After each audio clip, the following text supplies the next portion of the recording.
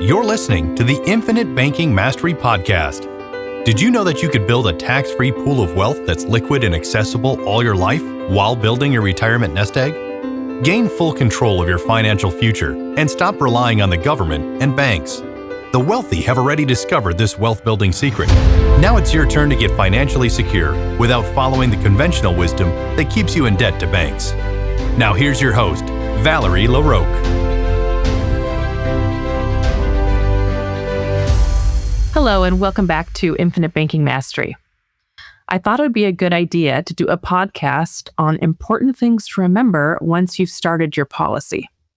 I just had a client, let's call him Mark, because of course that's not his real name, who has had a policy for 5 years. 5 years now? Well, more like 4.5 years. In December, it will be 5 years. Except he won't hit year 5 because he decided to close his account. Now, truly, it just hurts my heart when that happens.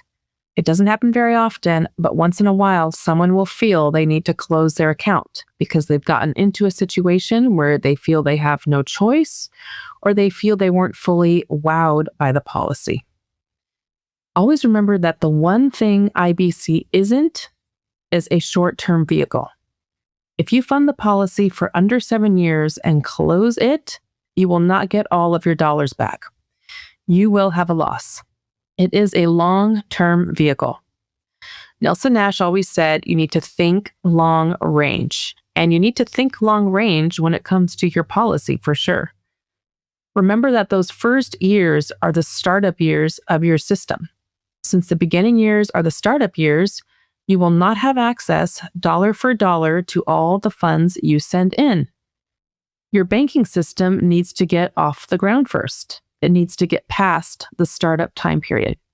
This time period can be different for each person depending on your age, health, the structure of your policy, the funding, etc. But it will generally be at least a few years before your policy takes off, before it becomes what we call cash flowing. And then it never looks back. It's amazing.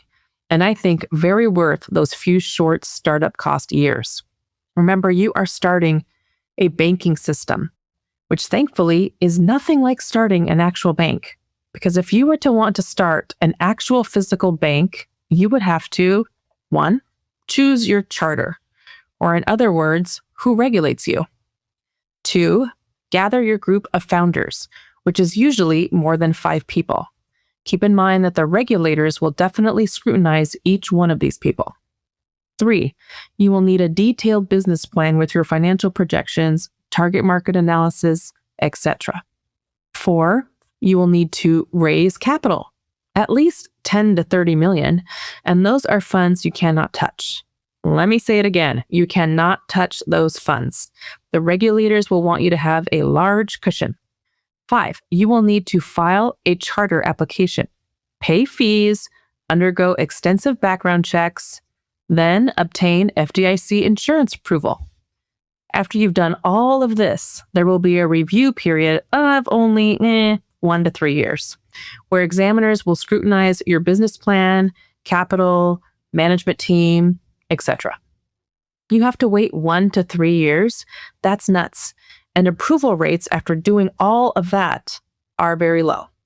After you've done all this, it is hard for you to even get approved. And all of that has to be done before you can find a location, get your software in order, hire staff, get your inventory. And then, of course, you will have ongoing regulatory examinations. Whew, no thank you. At least for the majority, they are nowhere near the vicinity of this option. And even if you weren't starting a bank, maybe simply starting a business that you expected to become cash flowing for you. Because, of course, you would expect it to become cash flowing because that's the whole point of starting a business. But it's not going to start off that way. You will have to do all the things necessary to get approved and open a business, and then find your location. And in some cases, you will need to build. Like for me, when I opened my espresso business at the age of 21 and I had no idea what I was doing, I had the location, but the first thing I had to do was get a business license and a health permit before I could get close to building the structure. They wanted to know what was going to be on my menu. before I even knew what was going to be on my menu. I mean, of course, all the normal coffee options for sure, but I decided I wanted to blend drinks as well, such as frappuccinos and shakes to make it more interesting, as that was just starting to happen back then. And that opened a whole nother can of worms. They said, well, if you will be blending here, then you will be classified as a restaurant. Really? Because I don't see a stove or an oven in here. And they said, therefore, since you're a restaurant, you will need a 3-compartment sink, a hand sink, a mop sink, and a bathroom. I was completely dumbfounded, but also determined to blend drinks. So next thing I know, I am hiring a company to dig 15 feet deep into the ground to get pipes set up for the bathroom. I mean, what in the world? Talk about some crazy, silly rules. Once you get past this stage, you will need to get your appliances if your business requires appliances.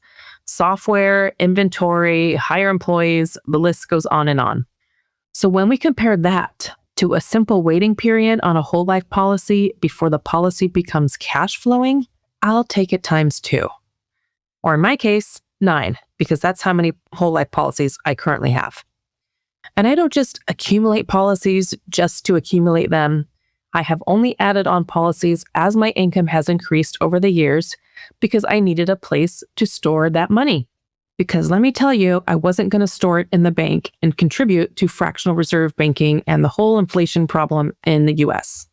But there was no more room in my existing policies because if I added premium to my existing policies, they would have become modified endowment contracts and become taxable. So over the years, I have accumulated more than one policy on myself and other family members. Taking over debt to outside banks is another reason you will likely need to grow your banking system over time. But back to my earlier point, the fact that your policy will take a few years to begin cash flowing is very important to remember. And back to my client, Mark, who decided to terminate. We did have discussions about this over the years, but it just seems it was too hard for him to remember or too difficult for him to grasp in the first place. But it's really not that complicated. You are saving money into a life insurance vehicle. Whole life is the best and safest vehicle, and it will take a few years to become cash flowing because there's a cost to the policy. And the cost is the death benefit. But because of the way us IBC practitioners are structuring these policies, the growth of the cash value will tip the scales and cause your account to become cash flowing. And once it does, it will never look back. Like a fine wine, it gets better with age. One other thing you don't want to forget is that when you are borrowing money from the policy, you are not borrowing your own money. You are borrowing the life insurance company's money. Sometimes I talk to people who believe they are borrowing their own money and are paying themselves back. No. And that's one of the things that makes this concept so special, is that you are able to borrow other people's money while your cash value continues to grow. By other people, I mean the life insurance company. So you are taking a loan against the policy, paying the insurance company back, which also builds back up your available balance. And in the meantime, your money gets to keep growing, compounding, uninterrupted, which is a huge win. Having a pool of cash that only grows by the premium dollars you're paying in, by the dividends being paid in, and the interest being earned and not going down, even when you borrow against the policy, that is incredibly powerful. Add in the actions of treating yourself like an honest banker, and it is the most powerful process and way to build wealth that I have ever seen as a financial advisor for over 20 years. Taking over the banking function in your life is the most powerful thing you can do. And of course, you can diversify from there, doing all sorts of things, or run your money through your system and then diversify into other things you're passionate about investing in, investments or real estate or whatever it is. But the actual banking function is the most powerful and should be at the foundation of what you're doing. Because if you owned an actual physical bank, would you take your money to someone else's bank? You'd probably run it through your own bank. And you can do that here too. But people forget all this sometimes or get confused by it. So let me tell you, if we're working together and we haven't discussed this in a while and you begin to feel confused by it, please reach out. Let's get something on the calendar so I can refresh your memory and help to renew your joy in the system you've built. I would say these are two of the biggest things that people forget once they have their system in place. And unfortunately for Mark, he wouldn't give me the chance to help him understand once again. And so just as his policy was becoming cash flowing, he decided to walk away. He had just gone through that startup cost period and the sun was shining on the other end, but he decided to close his eyes and walk away. I mean, it really hurts my heart. Now, I will just add that if you are much older and wanting to start a contract, it may take longer, much longer to become cash flowing, or depending on your health rating, maybe it won't quite get there. But that doesn't mean it's any less valuable.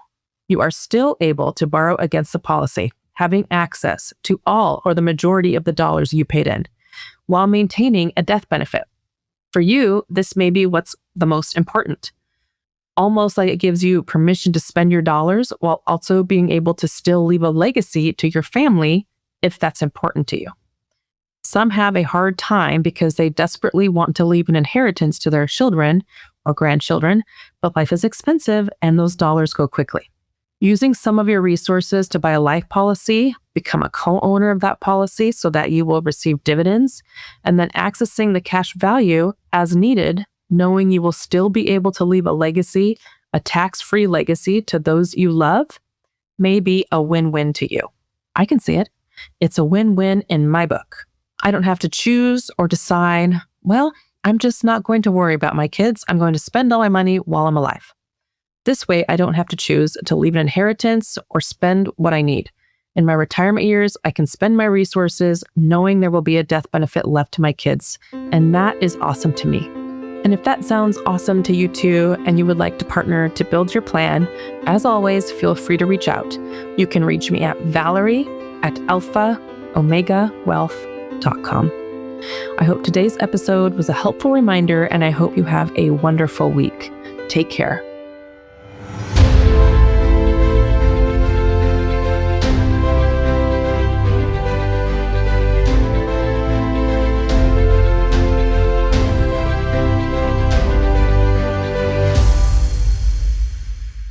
This is thepodcastfactory.com.